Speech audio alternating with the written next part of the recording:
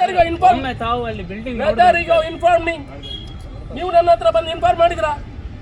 Don't talk. ಇವತ್ತು ಬೆಳಿಗ್ಗೆ ಬಿಡಿ. ಇವತ್ತು ಬೆಳಿಗ್ಗೆ ಎರಡು ಸ್ಟೂಡೆಂಟ್ಸ್ ದಮ್ಮು ಕಟ್ಟಿ ಕೆಮ್ಮು ಬಂದು ನಮ್ಮ ಎದುರು ಬಂದಿದ್ದಾರೆ. ನೀವು ಅಷ್ಟು ಸ್ಟೂಡೆಂಟ್ ವೆಲ್ಫೇರ್ ಆಫೀಸರ್ ಆಗಿದ್ರೆ ನೀವು ನನ್ನ ಹತ್ರ ಬಂದು ಹೇಳ್ಬೇಕಿತ್ತು. ಹೇಳಿದ್ರ ನೀವು? ಪ್ರತಿದಿನ ನಾವು ಸ್ಟೂಡೆಂಟ್ಸ್ ಅನ್ನು ಹಾಸ್ಪಿಟಲ್ ಕಳಿಸ್ತಾ ಇದ್ದೇವೆ. ಅಲ್ಲ, ನೀವು ನನ್ನ ಹತ್ರ ಬಂದು ಇನ್ಫಾರ್ಮ್ ಮಾಡಿದ್ರ? ಏನ್ ಮಾತಾಡ್ತಾ ಇದ್ರಿ? ನೀವು ನನ್ನ ಹತ್ರ ಇನ್ಫಾರ್ಮ್ ಮಾಡಿದ್ರ ಅಂತ ಕೇಳಿದ್ರು. I am asking you whether you inform me. ಯಾವುದು whether you inform me? No ಕೊಡ್ಲಿಲ್ವಾ? ಕೊಡ್ಲಿಲ್ವಾ? ಸ್ಟೂಡೆಂಟ್ಸ್ ನೋಡಿ, ಇವತ್ತು ಆ ಸ್ಟೂಡೆಂಟ್ಸ್ ಹೇಳಿದ್ದಾರೆ. What are you talking? I say I am asking you whether you are inform me. No. ಈಗ sir ಒಂದು ನಿಮಿಷ ತಾವು ಒಮ್ಮೆ ಬಂದು ಈಗ ನೀವು ಪರಿಸ್ಥಿತಿಗೆ ನೋಡ್ಬೇಕು. ಏನು ಪರಿಸ್ಥಿತಿ? ಮಾತಾಡುವುದಿಲ್ಲ, ನಾನು ಮಾತಾಡುವುದಿಲ್ಲ. ಕಾಳಜಿ ಇದೆ ನಮಗೆ, ಮಕ್ಕಳ ಬಗ್ಗೆ ಕಾಳಜಿ ಇರೋದ್ರಿಂದ ನಾನು ಮಾತಾಡುವುದಿಲ್ಲ. ತಾವೇ ಬಂದು ನೋಡಿ ಜಡ್ಜ್ ಮಾಡಿ ಅಷ್ಟೇ. ಒಂದು ನನಗೆ ಇನ್ಫಾರ್ಮೇಶನ್ ಕೊಡಬೇಕಿತ್ತು. ಇವರು ವೆಲ್ಫೇರ್ ಆಫೀಸರ್ ಹೋಗ್ತೇನೆ, ಇವರು ಪ್ರಿನ್ಸಿಪಾಲ್ ಸರ್ ನನಗೆ ಬಂದು ಹೇಳೋದು, ಆಯ್ತು ಸರ್ ಇಲ್ಲಿ ಡಸ್ಟ್ ಇದೆ, ಇಲ್ಲಿ ತೊಂದರೆ ಇದೆ, ನೀವು ಇದನ್ನು ಕ್ಲೀನ್ ಮಾಡಿ ಕೊಡಬೇಕು, ಮಕ್ಕಳಿಗೆ ತೊಂದರೆ ಆಗ್ತದೆ ಅಂತ ಹೇಳಬೇಕಿತ್ತು. ಅದು ಮಾಡಿ ನಾವು ಮಾಡೋದಿದ್ರೆ I accept, I agree, I am responsible for this. ನಾವು I am not responsible, you are responsible, please take care. ಮಕ್ಕಳೇ ನೀವು ಹೋಗಿ ಮಕ್ಕಳ, ನಾವು ಅಲ್ಲಿ ಕ್ಲೀನ್ ಮಾಡಿಕೊಡ್ತೇವೆ, ಅದಕ್ಕೆ ಬೇಕಾಗೋದು ವ್ಯವಸ್ಥೆ ಮಾಡ್ತೇವೆ.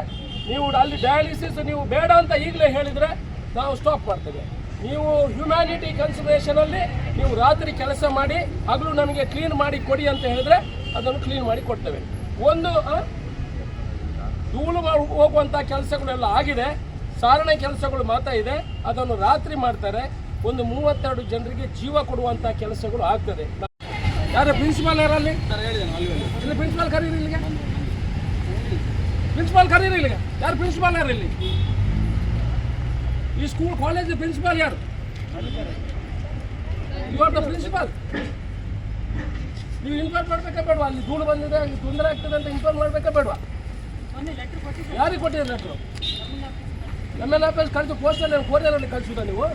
ನಿಮಗೆ ಗೊತ್ತಿಲ್ಲ ಇಲ್ಲಿ ML ಆಫೀಸ್ ಕಳಿತಾರೆ ಹತ್ತಿರ ಇದೆ ಅಂತ? Can't you understand your the teacher principal of the school college? ನಿಮಗೆ ನೀವು ಹೇಳಬೇಕಾ ಬೇಡವಾ ನನಗೆ? Answer for my questions. ಮಕ್ಕಳಿಗೆ ತೊಂದರೆ ಆಗ್ತಾ ಇದ್ದಾರೆ, ಯಾರು ಅಟೆಂಡ್ ಮಾಡಬೇಕು? ಪ್ರಿನ್ಸಿಪಾಲ್ ಅಟೆಂಡ್ ಮಾಡಬೇಕು. ನೀವು ನನಗೆ ಇನ್ಫಾರ್ಮ್ ಮಾಡಬೇಕಾ? ಸರ್ ಈ ಥರ ಆಗ್ತಾ ಇದೆ, ಅಲ್ಲಿ ಧೂಳು ಇದೆ, ಅವರಿಗೆ ತೊಂದರೆ ಆಗ್ತದೆ, ಅಲ್ಲಿ ಶಬ್ದ ಬರ್ತದೆ ಅಂತ ನೀವು ಇನ್ಫಾರ್ಮ್ ಮಾಡಬೇಕಾ ಬೇಡ?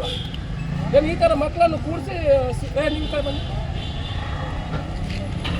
ಸೀಟಲ್ಲಿ ಕೂಡಿಸಿ ಇದು ಮಾಡ್ದ? ಅಲ್ಲಲ್ಲ, ನೀವು ಸೀಟಲ್ಲಿ ಕೂಡಿಸಲಿಲ್ಲ, ನೀವು ಅವ್ರಿಗೆ ಫೆಸಿಲಿಟಿ ಮಾಡಿಕೊಡೋ ಕೆಲಸ ಯಾರು?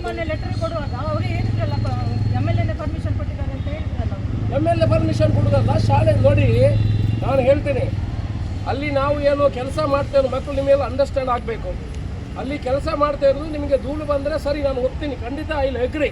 ಧೂಳು ಬರಬಾರ್ದು, ಡಸ್ಟ್ ಬರಬಾರ್ದು, ತೊಂದರೆ ಆಗಬಾರ್ದು, ಕಳೀಲಿಕ್ಕೆ ತೊಂದರೆ ಆಗಬಾರ್ದು. ಇಲ್ಲೆಲ್ಲ ಈಗ ಭಾಷಣ ಮಾಡಿ ಹೋದ್ರಲ್ಲ, ನೀವು 7 ವರ್ಷದಿಂದ ಈ ಜೈಲಿನಲ್ಲಿ ಪಾಠ ಕೇಳ್ತಾ ಇದ್ರಿ, 12 ವರ್ಷದಿಂದ ಈ ಜೈಲಿನಲ್ಲಿ ಪಾಠ ಕೇಳ್ತಾ ಇದ್ರಿ. ನಾನು 7 ಕೋಟಿ ರೂಪಾಯಿ ತರಿಸಿ ನಿಮಗೆ ಅಲ್ಲಿ ಬಿಲ್ಡಿಂಗ್ ಕಟ್ತಾ ಇರೋದು. ಯಾವ ಮಗನು ಕೊಡಲಿಲ್ಲ, ದೂರದ್ದು ಭಾರಿ ಸುಲಭ. ಯಾರಾದರೂ 1 ರೂಪಾಯಿ ಕೊಟ್ಟಿದ್ದಾರ? ಇವ್ರು ML ಆಗಲಿಲ್ವ ಹಿಂದೆ? ಇವರು ದುಡ್ಡು ಕೊಟ್ಟಿದ್ದಾರೆ ಇದಕ್ಕೆ. ನಾವೇನಲ್ಲಿ ಅವ್ರು ನಿಮಗೆ ಡಿಸ್ಟರ್ಬ್ ಮಾಡಬೇಕು, ನಿಮಗೆ ತೊಂದರೆ ಮಾಡಬೇಕು ಅಂತೆಲ್ಲ.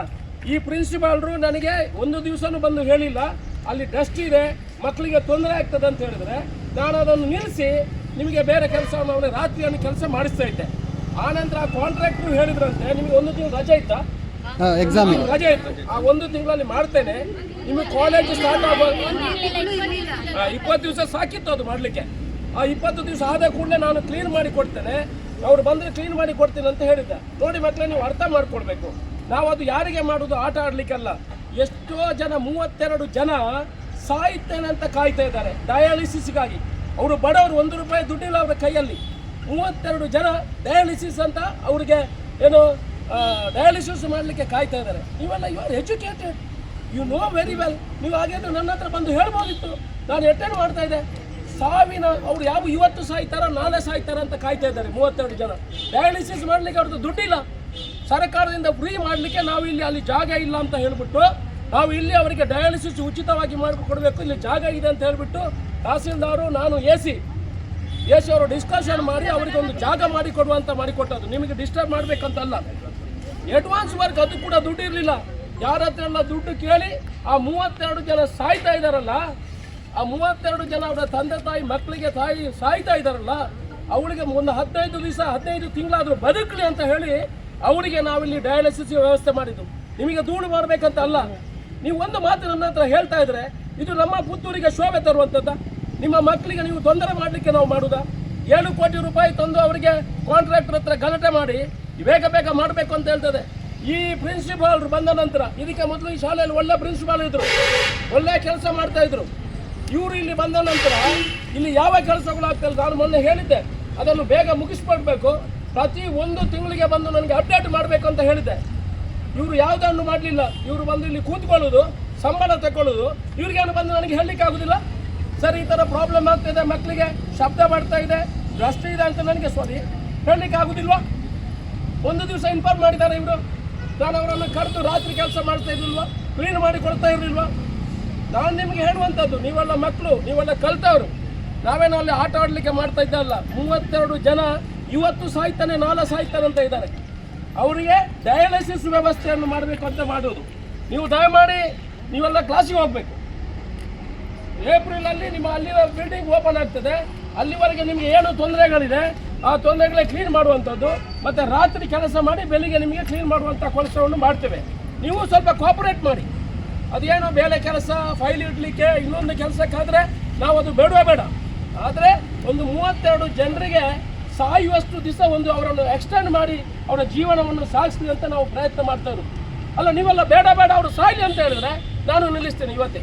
You tell me, if they die, let them die. We wanted to stop the work ಅಂತ ಹೇಳಿದ್ರೆ will stop it. I don't mind.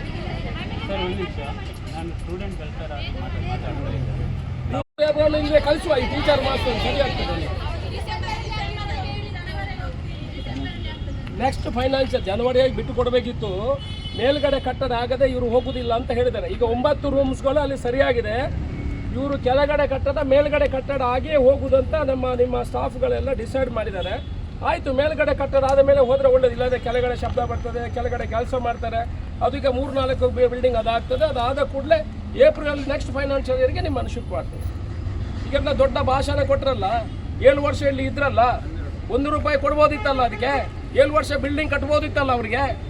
ಯಾಕೆ ಮಿಸ್ಗೈಡ್ ಮಾಡೋದು? ಇದಕ್ಕೆಲ್ಲ ರಾಜಕೀಯ ಮಾಡಬಾರ್ದು. ನಿಮಗೆ ಬ್ರೈಟ್ ಫ್ಯೂಚರ್ ಇದೆ, ಕಳೀರಿ, ಉದ್ಯೋಗ ಸೃಷ್ಟಿ ಮಾಡ್ಕೊಳ್ಳಿ. ಆಯ್ತು, ನಿಮ್ಮ ಹಕ್ಕನ್ನು ನೀವು ಕೇಳಿದ್ರಿ, ತೊಂದರೆ ಆಗಿದೆ, ಅದರಲ್ಲಿ ನಮಗೇನು ಬೇಸರ ಇಲ್ಲ. ನಮಗೆ ಬೇಸರ ಆಗಿರುವಂಥದ್ದು ಇವರು ಇನ್ಫಾರ್ಮ್ ಮಾಡಬೇಕಿತ್ತು. ಇವರು ಇನ್ಫಾರ್ಮ್ ಮಾಡಿ ನಾವು ಮಾಡೋದಿದ್ದು. ಯಾರಾದರೂ ಇವರೆಲ್ಲ ಹೆಲ್ತ್ ಆರೋಗ್ಯ ಇಲಾಖೆಯವರು, ಇಲ್ಲದಿದ್ದರೆ ಆ ಡಾಕ್ಟ್ರುಗಳು ಏನಾದರೂ ಆ್ಯಕ್ಷನ್ ತಗೊಳ್ಳೋದಿದ್ರೆ ಓಕೆ, ಐ ಅಗ್ರಿ. ಈ ಥರ ನಾವು ಅದನ್ನು ಕೇಳಿ ಆದರಂತ ಮಾಡೋದಿದ್ರೆ ಮಾತ್ರ ಅದಕ್ಕೆ ಆ್ಯಕ್ಷನ್ ಮಾಡಬೇಕು. ಅದು ಕೂಡ ಏನು ಮಾಡ್ತಾ ಇರೋದು, ಒಂದು 32 ಜನ ಬದುಕಲಿಕ್ಕೆ ಅವರಿಗೆ ಅದು ಕೂಡ ಸರ್ಕಾರದಿಂದ ಸಿಗಲಿಲ್ಲ. ನಾವು ಕಷ್ಟ ಮಾಡಿ ಕಾಡಿ ಬೇಡಿ ಪಬ್ಲಿಕ್ನವರನ್ನು ಬೇಡಿ ಅವರನ್ನು 32 ಜನರನ್ನು ಒಂದು 2 ವರ್ಷ 4 ವರ್ಷ ಬದುಕಲಿ ಅಂತ ನಾವು ಮಾಡ್ತಾ ಇರೋದು. ಅದು ಬೇರೆ ಪ್ರೈವೇಟ್ CSR ಫಂಡ್ ತಂದು ಅದನ್ನು ಮಾಡ್ತಾ ಇರೋದು. ಅದರಿಂದ ನೀವು ಕೂಡ ಗೊತ್ತಿದ್ದವರಿದ್ದೀರಿ, ದಯಮಾಡಿ ಇದನ್ನು ತಿಳ್ಕೊಳ್ಳಿ. ಕೊಟ್ಟು ದ ಕ್ಲಾಸ್ ಏಪ್ರಿಲಲ್ಲಿ ಅದು ಕೊಡ್ತೇನೆ. ಇದನ್ನು ಈಗ ಕ್ಲೀನ್ ಮಾಡಿ ರಾತ್ರಿಯಲ್ಲಿ ಮಾಡುವಂಥ ಕೆಲಸವನ್ನು ಮಾಡ್ತೀವಿ. ಎಲ್ಲಿವರೆಗೆ? ಏಪ್ರಿಲ್ವರೆಗೆ ಅದನ್ನೆಲ್ಲ ಕ್ಲೀನ್ ಮಾಡಿ ಕೊಡ್ತಾರೆ ಗಿಸ್ಟ್.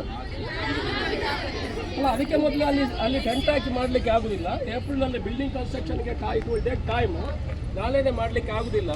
ಅದನ್ನು ಏಪ್ರಿಲ್ವರೆಗೆ ಅದು ಕಂಪ್ಲೀಷನ್ ಆಗಲಿಕ್ಕೆ ಆಗ್ತದೆ, ಆಗ ನಾನು ಮಾಡಿಕೊಡ್ತೇನೆ. ಓಕೆ, 1 ಮಂತ್ ಮಾತ್ರ ಇಡೋದು. ಈಗ ಫೆಬ್ರವರಿ ಮುಗಿಯಿತು, ಏಪ್ರಿಲಲ್ಲಿ ಅಲ್ಲಿಗೆ ಶಿಫ್ಟ್ ಆಗುವ ಕೆಲಸಗಳಾಗ್ತದೆ. ಎಸ್, ಒಂದು ನಿಮಿಷ ಮಕ್ಕಳೇ. ಇವತ್ತು ನೀವು ರಸ್ತೆಯಲ್ಲಿ ಕೂತಿದ್ದೀರಿ, ರಸ್ತೆಯಲ್ಲಿ ಪ್ರೊಟೆಸ್ಟ್ ಮಾಡ್ತಾ ಇದ್ದೀರಿ, ಧರಣಿ ಮಾಡ್ತಾ ಇದ್ದೀರಿ. ನೀವು ಇದನ್ನು ಮಾಡೋ ಮೊದಲು ನಿಮ್ಮ ಪ್ರಿನ್ಸಿಪಾಲ್ಗೆ, ನಿಮ್ಮ ಲೆಕ್ಚರರ್ಸ್ಗೆ, ನಿಮ್ಮ ವೆಲ್ಫೇರ್ ಆಫೀಸರ್ ಜೊತೆ ಚರ್ಚೆ ಮಾಡಿದ್ದೀರೋ ನನಗೆ ಗೊತ್ತಿಲ್ಲ.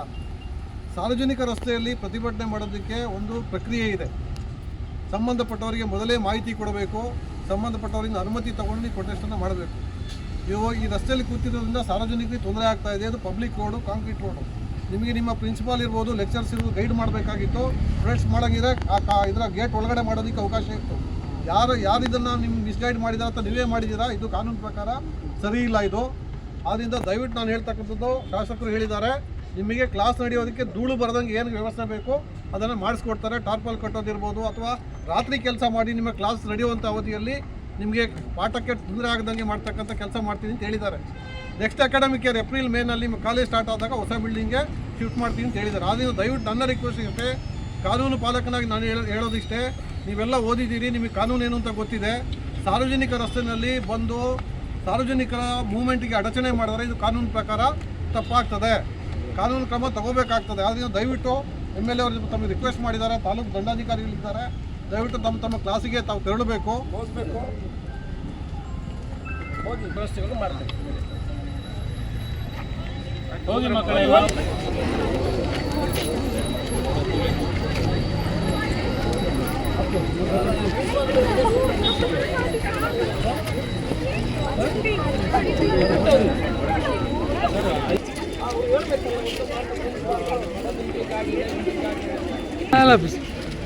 ಹಾಗಂತ ಬಗ್ಗೆ